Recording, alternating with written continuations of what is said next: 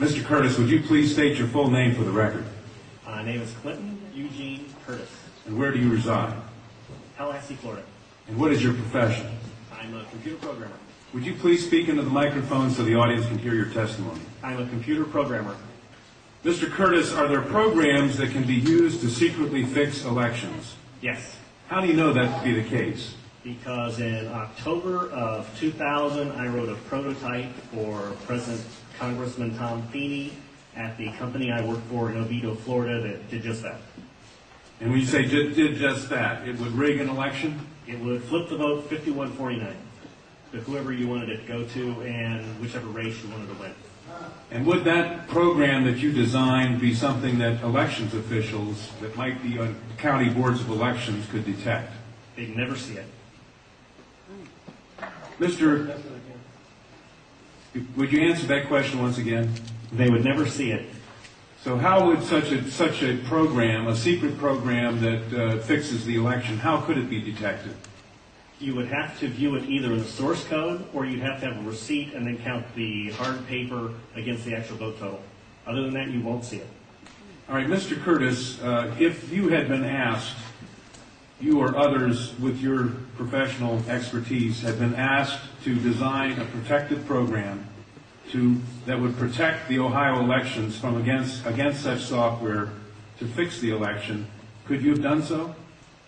If we've been asked to make a program that can fix the election, sure, anybody can do it. No, could you have designed a program or a procedure or a protocol that would have protected Ohio against this kind of rigging? No, you have to look at the source code. You have to get probably programmers from both or all parties to look at the source code and determine if there's anything in there that shouldn't be there. I mean, it's a simple program. You're adding 1 to a person's total. It's 100 lines of code tops. All right.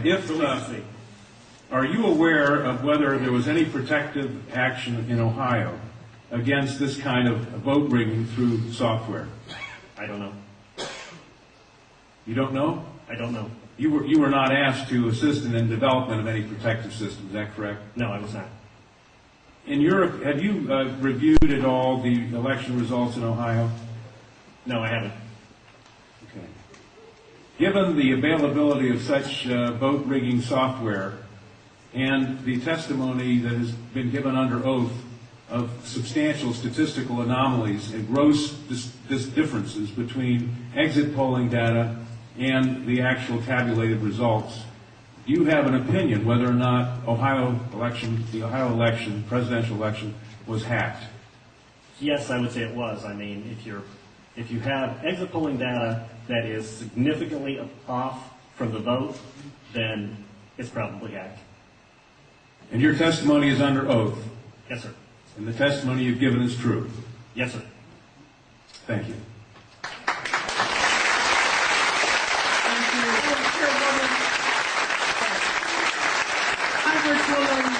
Councilwoman Waters and I have the same question. Back to the podium.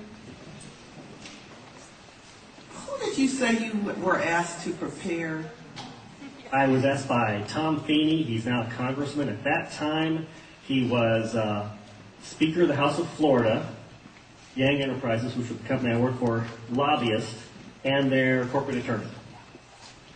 He wore a lot of hats. And at the time, he was the Speaker of the House of Florida. Is that what you said? Yes. Okay, thank you. Congressman. You say he was the lobbyist for the voting machine company at the same time he was Speaker of the House?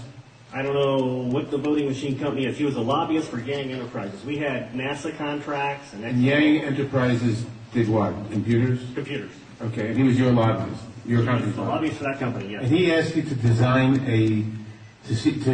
a code to rig an election Yes. while he was Speaker of the Florida House. Yes.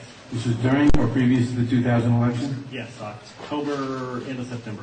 And did he ever express why he wanted a code to rig an election? No, I immediately assumed that they were trying to keep you guys from cheating. So, so I wrote up the documentation on what you would look for in the source code, how you would make sure that you didn't get, taken advantage of, make sure that all voting machines had receipts, because that way you could back count the ones that looked a little funny. And I handed it By receipts, you mean a paper trail? Yes, paper trail. And I handed that in to Mrs. Yang and said, here's your report, here's your program. And she said, you don't understand, we need to hide the fraud in the source code. Hide the fraud, not reveal the fraud. Not reveal the fraud because it's needed to control the vote in South Florida, was what she said. That's what she said. That's what To your knowledge, was this used? I have no idea. I was ready to leave, so I retired and left the company. Your testimony a moment ago, I think you said just before you left, in answer to Congresswoman Tubbs Jones' question, that, would you just repeat what you said in terms of the exit polls? Oh, the exit polls should not be significantly different than the vote. And if they were, you would conclude what? I would conclude someone's playing with the vote. Now with the exit polls? That's possible too. Okay, I was going to ask why something is definitely skewed. something is skewed in one or the other about. Right. To select which one, you'd have to see where the problem is. Let me ask you one further question. Assuming for the moment that such software, that's what you call it, such software to rig a vote was used in one or more machines in Ohio or in Florida, could you today detect that if you looked at the source code? If you could get the machines and they have not been patched yet, I mean, once they get in and touch them, anything can happen. You can also set timers to do that, but then you see the timers. Then you'd have to take those machines, decompile them, which I couldn't do, but possibly a Microsoft, an MIT, something could do. You might be able to see it. You might. Not necessarily. Depends on how good they